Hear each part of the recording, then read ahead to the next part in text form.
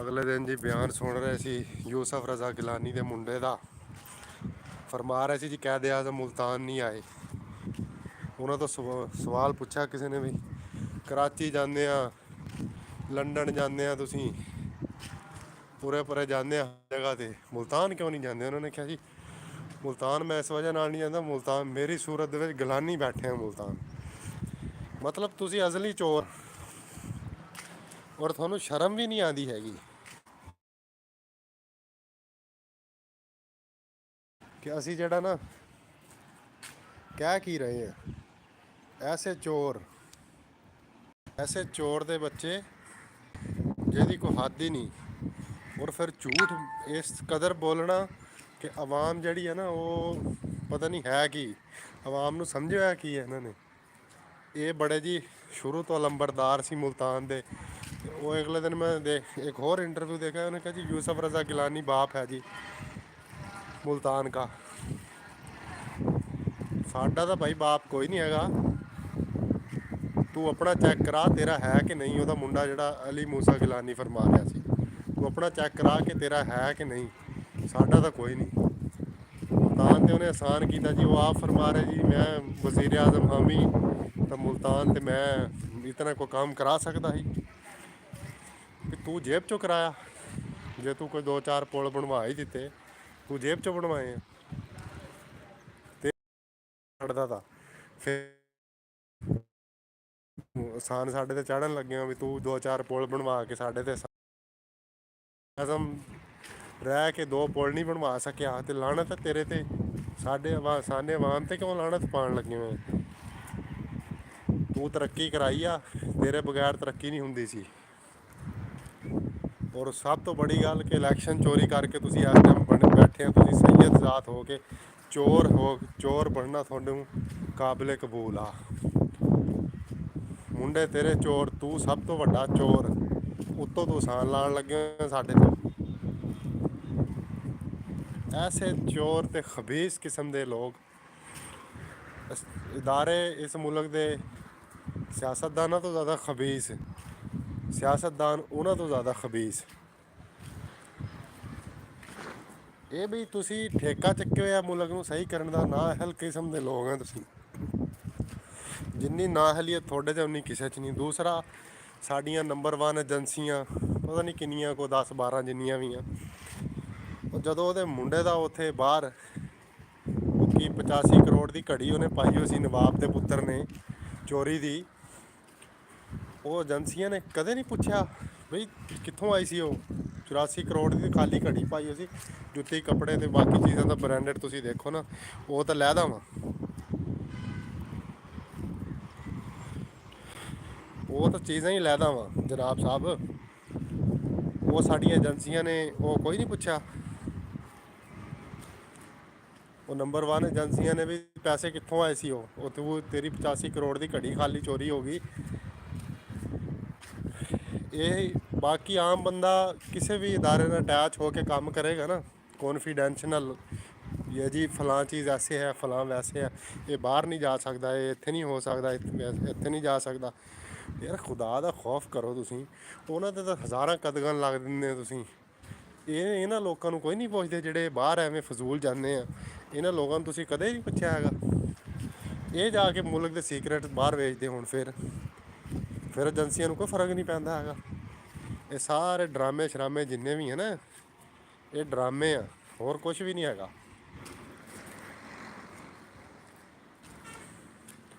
ਜਿੰਨੀਆਂ ਪਹਿਲੇ ਤਾਂ ਸਭ ਤੋਂ ਪਹਿਲੇ ਸਿਆਸਤਦਾਨਾਂ ਨੂੰ ਪੁੱਛਿਆ ਜਾਵੇ ਨਾ, ਜਿਹੜਾ ਗਿਲਾਨੀ ਖਾਨਦਾਨ ਕਾਬਜ਼ ਬੈਠਾ ਇਸ ਟਾਈਮ ਮੁਲਤਾਨ ਦਾ, ਪੀਪਲਸ ਪਾਰਟੀ ਚੋਰ ਨਹੀਂ ਹੈਗੀ।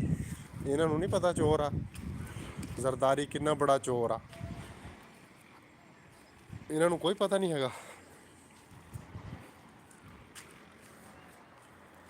ਖੁਦਾ ਦਾ ਖੌਫ ਕਰੋ ਯਾਰ।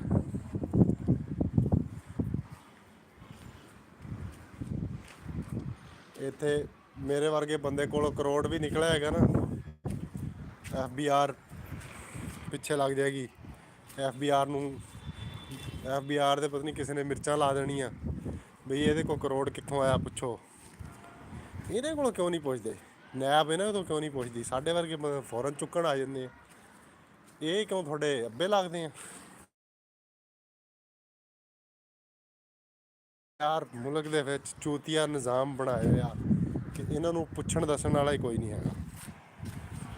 ਜਿੰਨੇ ਚੂਤੀਆ ਨਿਜ਼ਾਮ ਇਹਨਾਂ ਨੇ ਬਣਾਏ ਹੋਏ ਆ, ਔਰ ਇਹ ਕਹਿੰਦੇ ਜੀ ਮੁਲਕ ਤਰੱਕੀ ਦੇ ਵਿੱਚ ਆ। ਤੁਹਾਡੇ ਕਾਗਜ਼ਾਂ 'ਚ ਹੀ ਤਰੱਕੀ ਵਿੱਚ ਆ, ਵੈਸੇ ਤਾਂ ਕੋਈ ਨਹੀਂ ਹੈਗਾ।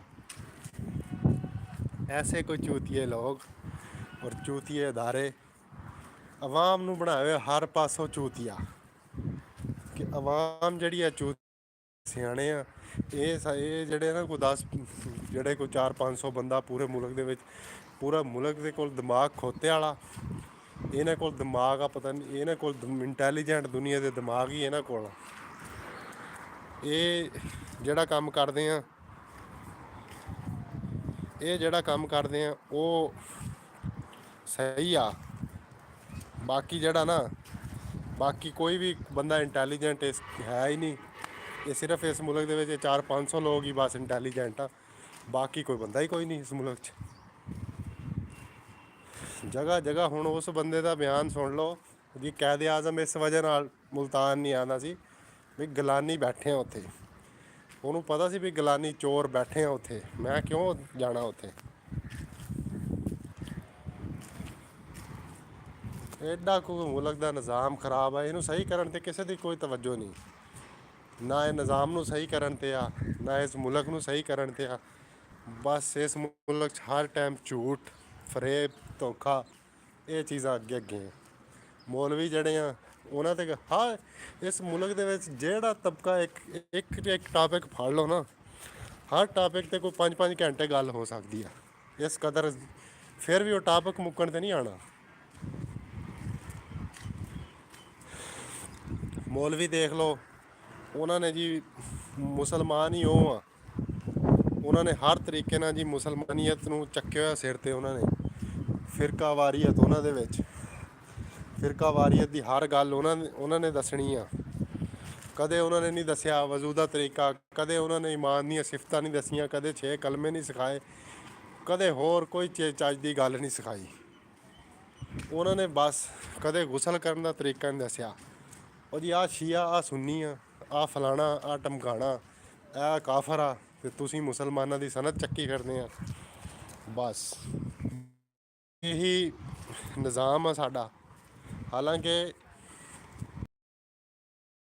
ਅਕਲ ਕਰਨੀ ਚਾਹੀਦੀ ਆ। ਅਗਰ ਇਸ ਟਾਈਮ ਈਰਾਨ ਸ਼ੀਆ ਨਾ, ਈਰਾਨ ਨੇ ਸਭ ਤੋਂ ਜ਼ਿਆਦਾ ਜਿਹੜੇ ਨਾ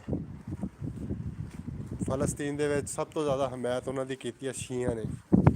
ਸੁੰਨੀ ਸਾਡੇ ਕਿੱਥੇ ਸੀ? ਉਹ ਮੌਲਵੀ ਸਾਡੇ ਕਿੱਥੇ ਸੀ ਜਿਹੜੇ ਫਰਮਾਉਂਦੇ ਸੀ ਸ਼ੀਆ ਕਾਫਰ? ਇਹ ਤਾਂ ਤੁਸੀਂ ਕਾਫਰ ਹੋਏ ਨਾ, ਕਿਉਂਕਿ ਤੁਸੀਂ ਸਾਨੂੰ ਪਾਏ ਆ ਗਲਤ ਗੱਲਾਂ 'ਤੇ। ਕਦੇ ਸਾਨੂੰ ਇੱਕ ਜਗ੍ਹਾ 'ਤੇ ਇਕੱਠਾ ਕਰਨ ਦੀ ਕੋਈ ਗੱਲ ਨਹੀਂ ਕੀਤੀ। ਹਮੇਸ਼ਾ ਦੋ ਮੌਲਵੀ ਉਸ ਸਾਈਡ ਤੋਂ ਰਲ ਗਏ ਹਕੂਮਤ ਨਾਲ, ਦੋ ਉਸ ਸਾਈਡ ਤੋਂ ਰਲ ਕੇ ਆਓ ਜੀ ਪਹਿਲੀ ਆਓ। ਹੁਣ ਇਸਲਾਮਾਬਾਦ ਦੇ ਵਿੱਚ ਮਸਜਿਦ ਢਹਿ ਗਈ, ਮਸਜਿਦ ਸ਼ਹੀਦ ਹੋ ਗਈ, ਉਹਨੂੰ ਕਿਸੇ ਨੇ ਨਹੀਂ ਪੁੱਛਿਆ। ਉਹਦੇ 'ਤੇ ਕੋਈ ਮੌਲਵੀ ਨਹੀਂ ਉੱਠਿਆ ਡੰਡਾ ਲੈ ਕੇ, ਕੋਈ ਤਲਵਾਰ ਚੱਕ ਕੇ ਨਹੀਂ ਗੌਰਮੈਂਟ ਦੀ ਗਰਦਨ ਲਾਹਣ ਗਿਆ ਵੀ ਜਿਹੜੀ ਇਸਲਾਮਾਬਾਦ ਬਣਨੇ ਤੋਂ ਪਹਿਲੇ ਦੀ ਮਸਜਿਦ ਹੈ ਅਤੇ ਉਹ ਗ੍ਰੀਨ ਬੈਲਟ 'ਚ ਆ ਗਈ। ਹੁਣ ਉਹਨਾਂ ਨੇ ਉਹ ਸ਼ਹੀਦ ਕਰਨੀ ਹੈ, ਉਹ ਜ਼ਰੂਰੀ ਹੋ ਗਿਆ। ਅਤੇ 4 ਜਿਹੜੇ ਆ ਨਾ ਹੋਟਲਾਂ ਨੂੰ ਲਾਇਸੈਂਸ ਦੇਣਾ, ਉਹ ਮੁਸਲਮਾਨੀਅਤ ਆ। ਸ਼ਰਾਬ ਦਾ ਲਾਇਸੈਂਸ ਦੇਣਾ, ਉਹ ਮੁਸਲਮਾਨੀਅਤ ਆ। ਗ੍ਰੀਨ ਬੈਲਟ ਦੇ ਵਿੱਚ ਮਸਜਿਦ ਆ ਗਈ, ਉਹ ਪਹਿਲੇ ਖਤਮ ਕਰਨਾ। ਫਿਰ ਅਸੀਂ ਕਹਿੰਦੇ ਜੀ ਅਸੀਂ ਇਹ ਬੁਨਿਆਦ ਲਾ ਇਲਾਹਾ ਇਲੱਲ੍ਹਾ ਦੀ ਬੁਨਿਆਦ 'ਤੇ ਬਣਿਆ ਜੀ ਇਹ ਮੁਲਕ। ਇਹ ਯਾਰ ਤੁਸੀਂ ਕੋਈ ਖੌਫ ਖੁਦਾ ਕਰੋ, ਤੁਹਾਡੇ 'ਚ ਕੋਈ ਖੌਫ ਖੁਦਾ ਹੀ ਕੋਈ ਨਹੀਂ ਹੈਗਾ। ਤੁਸੀਂ ਫਿਰ ਝੂਠ ਤਾਂ ਨਾ ਮਾਰੋ ਨਾ, ਕਿ ਹਰ ਗੱਲ 'ਤੇ ਝੂਠ ਬੋਲਣਾ ਤੁਹਾਡੇ 'ਤੇ ਫਰਜ਼ ਕੀ ਵਾਜਬ ਆ। ਉਹ ਇਹ ਲਾ ਇਲਾਹਾ ਇਲੱਲ੍ਹਾ ਦੀ ਬੁਨਿਆਦ 'ਤੇ ਇਵੇਂ ਵੀ ਸੜਕ 'ਤੇ ਅਗਰ ਸੜਕ ਵਿੱਚ ਮਸਜਿਦ ਵਿੱਚ ਆ ਗਈ ਹੈ ਨਾ, ਅਤੇ ਸੜਕ ਦਾ ਰੁੱਖ ਚੇਂਜ ਕਰ ਦਿਓ ਤੁਸੀਂ, ਇਹ ਮੁਸਲਮਾਨ ਹੁੰਦਾ ਜਾਂ ਇਹ ਮੁਸਲਮਾਨ ਹੁੰਦਾ। ਠੀਕ ਹੈ, ਨਜਾਇਜ਼ ਕਬਜ਼ੇ ਵਾਲੀ ਜਗ੍ਹਾ 'ਤੇ ਅਗਰ ਕੋਈ ਚੀਜ਼ ਬਣੀ ਹੋਏ ਤਾਂ ਬਿਲਕੁਲ ਚਾਹੇ ਅੱਲਾਹ ਤਾ। ਲੇਕਿਨ ਜਦੋਂ ਇੱਕ ਚੀਜ਼ ਤੁਹਾਡਾ ਇਸਲਾਮਾਬਾਦ ਬਣਨ ਤੋਂ ਪਹਿਲੇ ਦੀ ਮਸਜਿਦ ਆ, ਫਿਰ ਉਹ ਮਸਜਿਦ ਤੁਸੀਂ ਕਿਉਂ ਸ਼ਹੀਦ ਕਰਨ ਲੱਗੇ ਹੋ ਜਾ ਕੇ? ਉਹ ਵੀ ਰਾਤੋਂ ਰਾਤ ਕਰਕੇ ਤੁਹਾਨੂੰ ਐਡਾ ਤੁਹਾਡੇ ਪਿੱਛੇ ਕੋਈ ਲੱਗਿਓ ਸੀ ਇਸਲਾਮ ਦਾ ਕੋਈ ਫਿਤਨਾ ਕਿ ਤੁਸੀਂ ਰਾਤੋਂ ਰਾਤ ਢਾਹ ਕੇ ਉੱਥੇ ਦਰਖਤ ਵੀ ਲਾਤੇ। ਇਹ ਜਿਸ ਤਰ੍ਹਾਂ ਰਾਤੋਂ ਰਾਤ ਮਸਜਿਦਾਂ ਤੁਸੀਂ ਸ਼ਹੀਦ ਕੀਤੀਆਂ ਨਾ, ਇਸ ਤਰ੍ਹਾਂ ਤੁਸੀਂ ਰਾਤੋਂ ਰਾਤ ਮੁਲਕ ਵੀ ਠੀਕ ਕਰ ਸਕਦੇ ਆ ਤੇ ਕਰਜ਼ਾ ਵੀ ਲੈ, ਇਹ ਕੋਈ ਕਰਜ਼ਾ ਨਹੀਂ ਹੈਗਾ। ਇਹ ਜਿਹੜਾ ਵੀ ਕਰਜ਼ਾ ਨਾ, ਇਹ ਬਿਲਕੁਲ ਥੋੜ੍ਹਾ ਜਿਹਾ। ਆ ਜਿੰਨੇ ਸਿਆਸਤਦਾਨ ਆ ਨਾ, ਜਨੂਬੀ ਪੰਜਾਬ ਦੇ ਚੁੱਕ ਲਓ, ਆ ਵਡੇਰੇ ਸਾਰੇ, ਇਹਨਾਂ ਦੀਆਂ ਜਾਇਦਾਦਾਂ ਵੇਚ ਕੇ ਮੁਲਕ ਦਾ ਕਰਜ਼ਾ ਲੈ ਜਾਣਾ। ਇਹਨਾਂ ਦਾ ਬਾਹਰ ਵਾਲਾ ਪੈਸੇ ਚੁਕਵਾ ਕੇ ਕਰਜ਼ਾ ਲੈ ਜਾਣਾ। ਬਾਕੀ ਛੱਡ ਦਿਓ ਤੁਸੀਂ। ਇਸ ਤਰ੍ਹਾਂ ਰਾਤੋਂ ਰਾਤ ਕੋਈ ਗੈਰਤ ਕਰਕੇ ਮੁਲਕ ਵੀ ਠੀਕ ਕਰ ਲਓ। ਮੁਲਕ ਤਾਂ ਠੀਕ ਹੈ ਨਹੀਂ ਤੁਹਾਡਾ। ਕਦੇ ਇੱਥੇ ਚੀਨੀ ਮਹਿੰਗੀ, ਕਦੇ ਆਟਾ ਮਹਿੰਗਾ। ਹਰ ਲਿਹਾਜ਼ ਨਾਲ ਜਿਹੜਾ ਨਾ ਮੁਲਕ ਪਿੱਛੇ ਜਾਣ ਲੱਗਿਆ ਦਿਨ ਬ ਦਿਨ। ਅਸ਼ਰਾਫੀਆ ਅੱਗੇ ਆਉਣ ਲੱਗੇ ਆ ਦਿਨ ਬ ਦਿਨ। ਕੋਈ ਪੁੱਛਣ ਵਾਲਾ ਕੋਈ ਨਹੀਂ। ਜਿਹੜਾ ਇਸ ਮੁਲਕ 'ਚ ਆਵਾਜ਼ ਚੁੱਕੂਗਾ ਉਹੀ ਚਲੋ ਬਈ ਚੁੱਕਿਆ ਜਾਏਗਾ। ਯਾਰ ਤੁਸੀਂ ਆਪਣੇ ਆਪ ਨੂੰ ਤਾਂ ਠੀਕ ਕਰੋ। ਅਸੀਂ ਤਾਂ ਮਜ਼ਦੂਰੀਆਂ ਹੀ ਕਰਨੀਆਂ। ਫਿਰ ਵੀ ਤੁਸੀਂ ਮੁਲਕ ਨੂੰ ਠੀਕ ਕਰੋ ਜਾਂ ਗਲਤ ਕਰੋ। ਇਹ ਆ ਵੀ ਅੱਗੇ 8 ਘੰਟੇ ਕਰਦੇ ਆ ਤਾਂ ਹੁਣ 12 ਤੇ 12 ਕਰਾਂਗੇ ਬਸ। ਇੰਨਾ ਕੁ ਫਰਕ ਪੈ ਜਾਣਾ ਸਾਨੂੰ। ਲੇਕਿਨ ਯਾਰ ਤੁਸੀਂ ਵੀ ਕੋਈ ਗੈਰਤ ਕਰ ਲਓ। ਕੁਛ ਤਾਂ ਇਸ ਮੁਲਕ ਦੇ ਬਾਰੇ ਸੋਚ ਲਓ। ਕੋਈ ਖੌਫੇ ਖੁਦਾ ਕਰ ਲਓ। ਸਿਆਸਤਦਾਨ ਤਾਂ ਹੈ ਹੀ ਪਿੱਠੂ। ਇਹ ਜਿਸ ਤਰ੍ਹਾਂ ਦਲਾਲ ਹੁੰਦੇ ਨਾ, ਇਹ ਉਹ ਆ। ਇਹ ਆਪਣੇ ਆਪ ਨੂੰ ਅਗਰ ਜਮਹੂਰੀਅਤ ਲਈ ਫਿਰਦੇ ਨਾ, ਇਹ ਜਿੰਨੇ ਵੀ ਆਪਣੇ ਗੈਰਤਮੰਦ ਬਾਪ ਦੇ ਬਾਪਾਂ ਦੀਆਂ ਔਲਾਦਾਂ, ਗੈਰਤਮੰਦ ਖਾਨਦਾਨ ਜਿੰਨੇ ਵੀ ਆ ਸਾਰੇ, ਇਹ ਦਲਾਲ ਆ। ਇਹ ਟਾਊਟ ਦਲਾਲ, ਇਦਾਰਿਆਂ ਦੇ ਦਲਾਲ। ਹਰ 5 ਸਾਲ ਬਾਅਦ ਕਿਸੇ ਨਾ ਕਿਸੇ ਸ਼ਕਲ 'ਚ ਕਿਸੇ ਨਾ ਕਿਸੇ ਅਦਾਰੇ ਦੇ ਦਲਾਲ, ਦਲਾਲੀ ਕਰਨੀ ਇਹਨਾਂ ਦਾ। ਉਹ ਪਿੰਡੀ ਵਾਲਾ ਸ਼ਹੀਦਾ ਟੱਲੀ, ਜਿਸ ਤਰ੍ਹਾਂ ਉਹਨੇ ਦਲਾਲੀ ਕੀਤੀ, ਫਿਰ ਦਲਾਲੀ ਨਹੀਂ ਚੱਲੀ। ਹੁਣ ਕਦੇ ਕਦੇ ਦਲਾਲ ਫਿਰ ਫੜੇ ਵੀ ਜਾਂਦੇ ਹੁੰਦੇ ਆ ਨਾ, ਤੇ ਫਿਰ ਉਹ ਕੰਮ ਹੋਇਆ। ਇਹ ਜਿੰਨੇ ਸਿਆਸਤਦਾਨ ਜਾਂ ਇਹ ਸਭ ਦਲਾਲ ਆ, ਕੁੱਤੇ ਆ। ਇਹਨਾਂ ਨੇ ਮੁਲਕ ਠੀਕ ਕਰਨਾ, ਜਿਨ੍ਹਾਂ ਨੂੰ ਪਤਾ ਹੀ ਨਹੀਂ ਹੈਗਾ। ਨਾਅਹਲ ਤਰੀਨ ਲੋਕ ਆ ਇਹ। ਬਸ ਸਿਰਫ ਕਰਪਸ਼ਨ ਵਾਲੀ ਸਾਈਡ 'ਤੇ ਅਗਰ ਅਸੀਂ ਪਾਕਿਸਤਾਨ ਵਿੱਚ ਕੋਈ ਤਰੱਕੀ ਹੋਈ ਆ ਤਾਂ ਉਹ ਕਰਪਸ਼ਨ ਵਾਲੀ ਸਾਈਡ 'ਤੇ ਹੋਈ ਆ। ਬਾਕੀ ਅਗਰ ਕਹੋ ਤੁਸੀਂ ਵੀ ਬੜੀ ਤਰੱਕੀ ਹੋਈ ਆ ਇੱਥੇ, ਡਾਲਰ ਉੱਤੋਂ ਥੱਲੇ ਡੇਗ ਪਿਆ, ਸੋਨਾ ਥੱਲੋਂ ਉੱਤੇ ਚੜ੍ਹ ਗਿਆ, ਅਤੇ ਫਲਾਣਾ ਹੋ ਗਿਆ, ਟਮਕਾਣਾ ਹੋ ਗਿਆ। ਇਹ ਮੇਰਾ ਭਾਈ, ਇਹ ਜਿੰਨਾ ਵੀ ਹੈ ਸਭ ਚੋਰੀ ਦੇ ਵਿੱਚ ਅੱਗੇ ਹਾਂ ਅਸੀਂ। ਸਾਡੇ ਮੁਲਕ ਦੇ ਵਿੱਚ ਸਿਰਫ ਇੱਕ ਚੀਜ਼ ਆਜ਼ਾਦ ਹੋਈ ਆ, ਚੋਰੀ। ਉਹ ਅਸੀਂ ਕਿਸੇ ਨੂੰ ਚੱਕਰ ਦੇ ਕੇ ਕਰ ਲਈਏ, ਉਹ ਜਿਸ ਤਰ੍ਹਾਂ ਵੀ ਅਸੀਂ ਕਰ ਲਈਏ, ਚੋਰੀ ਸਾਡੀ ਜਿਹੜੀ ਆ ਨੰਬਰ 1 'ਤੇ ਆ। ਪੂਰੀ ਦੁਨੀਆ ਦੀਆਂ ਚੋਰੀਆਂ ਲਾ ਲਈਏ ਨਾ, ਉਹ ਇੱਕ ਸਾਈਡ 'ਤੇ ਸਾਡੀ। ਉਹ ਹੁਣ ਮੈਡਮ ਮਰੀਅਮ ਨਵਾਜ਼ ਸਾਹਿਬਾ ਗਈ ਹੋਈ ਆ। ਪਹਿਲੇ ਤਾਂ ਇਹ ਮੌਲਵੀ ਜਿੰਨੇ ਆ ਡੁੱਬ ਕੇ ਮਰ ਜਾਏ। ਫਜ਼ਲ ਰਹਿਮਾਨ ਤੇ ਫਿੱਕਾ ਇਹ ਦਿਓ ਬੰਦ ਤਾਂ ਡੁੱਬ ਕੇ ਹੀ ਮਰ ਜਾਏ। ਸੁੰਨੀ ਬਾਅਦ ਵਿੱਚ ਮਰ ਜਾਣ ਡੁੱਬ ਕੇ। ਉਹ ਜਿਹੜੇ ਕਹਿੰਦੇ ਸੀ ਇਸਲਾਮ ਦੇ ਵਿੱਚ ਤਾਂ ਔਰਤ ਦੇ ਪਰਦੇ ਦਾ ਇੰਨਾ ਖਿਆਲ ਹੈ ਕਿ ਨਾ ਮਹਿਰਮ ਉਂਗਲੀ ਤੱਕ ਨਹੀਂ ਲਾ ਸਕਦਾ, ਉਹ ਮੈਡਮ ਹੱਥ ਦੇਣ ਲੱਗੀ ਹੋਈ ਉੱਥੇ ਜਾ ਕੇ। ਉਹ ਬੰਦਾ ਵਾ, ਉਹਨੇ ਕਿ ਜੈਂਡਰ ਚੇਂਜ ਕੀਤੇ ਆਪਣਾ। ਇੱਥੇ ਇਹ ਮੌਲਵੀ ਸਾਡੇ ਕੋਈ ਦੇਣ ਨਾ ਜਵਾਬ। ਮੌਲਾਨਾ ਫਜ਼ਲ ਰਹਿਮਾਨ ਦੇਵੇ, ਜਿਹੜਾ ਇਸਲਾਮ ਨੂੰ ਚੱਕੀ ਫਿਰਦਾ ਅੱਗੇ। ਔਰਤ ਨੂੰ ਉਹ ਕਿਸ ਤਰ੍ਹਾਂ ਟੱਚ ਕਰ ਸਕਦੇ ਆ, ਕਿਸ ਤਰ੍ਹਾਂ ਟੱਚ ਕਰ ਸਕਦੇ ਆ ਨਾ ਔਰਤ ਨੂੰ। ਇਸਲਾਮ ਨੇ ਇਹ ਦੱਸਿਆ ਹੋਇਆ। ਇਸਲਾਮ ਨੇ ਬਸ ਸਾਨੂੰ ਇਹ ਦੱਸਿਆ ਹੋਇਆ ਵੀ ਕੋਈ ਗੈਰ ਮਜ਼ਹਬ ਭੁੱਲ ਕੇ ਕੋਈ ਕੁਛ ਅਲਫਾਜ਼ ਮੂੰਹ 'ਚੋਂ ਕਹਿ ਦੇ, ਉਹਨੂੰ ਅਸੀਂ ਕਤਲ ਕਰ ਦੇਣਾ। ਉਹ ਜੀ ਗੁਸਤਾਖੇ ਰਸੂਲ ਆ।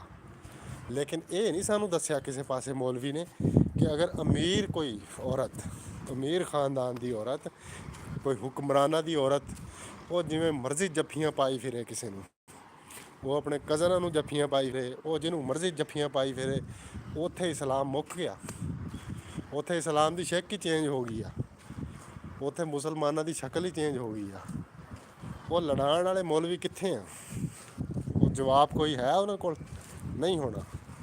ਗੱਲ ਨੂੰ ਘੁਮਾ ਤਾਂ 100 ਤਰੀਕੇ ਨਾਲ ਸਕਦੇ, ਲੇਕਿਨ ਸਿੱਧਾ ਨਹੀਂ ਦੱਸ ਸਕਦੇ ਕਿ ਉਹ ਉੱਥੇ ਕੀ ਵਜ੍ਹਾ ਵੀ ਉਹ ਹੱਥ ਮਿਲਾਉਣ ਲੱਗੀ ਹੋਈ ਆ, ਉੱਥੇ ਕਿ ਪਾਕਿਸਤਾਨ ਦੀ ਇੱਜ਼ਤ ਵਧਾਉਣ ਲੱਗੀ ਹੋਈ ਆ। ਜਾਂ ਇਮਰਾਨ ਖਾਨ ਦੇ ਦੌਰ 'ਚ ਵੀ ਕੋਈ ਔਰਤ ਬੰਦੇ ਨਾਲ ਸਲਾਮ ਕਿਸ ਤਰ੍ਹਾਂ ਲੈ ਸਕਦੀ ਹੈ? ਇਮਰਾਨ ਖਾਨ ਦਾ ਦੌਰ ਹੋਵੇ, ਜਿਹੜਾ ਵੈਸੇ 75 ਸਾਲ ਇੱਥੇ ਆਮਰੀਅਤ ਬਿਹਤਰ ਰਹੀ ਆ ਜਮਹੂਰੀਅਤ ਤੋਂ। ਇਹ ਚੋਰ ਜਣੇ ਆ, ਕਮ ਅਜ਼ ਕਮ ਇਹਨਾਂ ਨੂੰ ਤਾਂ ਨੱਥ ਪਾਈਓ ਸੀ ਨਾ। ਠੀਕ ਆ, ਚੋਰ ਇਦਾਰੇ ਵੀ ਹੈਗੇ ਇਸ ਮੁਲਕ ਦੇ, ਲੇਕਿਨ ਆਮਰੀਅਤ ਬਿਹਤਰ ਸੀ। ਕੁਛ ਸੋਚਿਆ ਜਾਂਦਾ ਸੀ ਆਵਾਮ ਦੇ ਬਾਰੇ 'ਚ। ਲੇਕਿਨ ਹੁਣ ਤਾਂ ਬਿਲਕੁਲ ਹੀ ਜਿਸ ਤਰ੍ਹਾਂ ਕਹਿੰਦੇ ਆ ਬਈ ਦੌਰ ਬਦਲ ਗਿਆ, ਹਰ ਜਨਰੇਸ਼ਨ ਜਿਹੜੀ ਆ ਨਾ ਉਹ ਆਉਣ ਵਾਲੀ ਜਨਰੇਸ਼ਨ ਤੋਂ ਤੇਜ਼ ਆ। ਇਹ ਅਦਾਰਿਆਂ ਦੀ ਜਨਰੇਸ਼ਨ ਹਰ ਜਨਰੇਸ਼ਨ ਆਉਣ ਵਾਲੀ ਜਨਰੇਸ਼ਨ ਤੋਂ ਘਟੀਆ। ਜਿਹੜੀ ਵੀ ਆਉਣ ਵਾਲੀ ਜਨਰੇਸ਼ਨ ਉਹ ਘਟੀਆ। ਇਹਨਾਂ ਦੀਆਂ ਜਿਹੜੀਆਂ ਓਲਡ ਜਨਰੇਸ਼ਨ ਆ ਉਹ ਬਿਹਤਰ ਸੀ। ਆਉਣ ਵਾਲੀਆਂ ਜਿੰਨੀਆਂ ਜਨਰੇਸ਼ਨਾਂ ਸਭ ਆਪੋਜ਼ਿਟ ਚੱਲ ਰਿਹਾ ਕਿ ਆਵਾਮ ਦੀ ਆਉਣ ਵਾਲੀ ਜਨਰੇਸ਼ਨ ਜਿਹੜੀ ਆ ਉਹ ਸਾਰੀ ਤੇਜ਼ ਆ।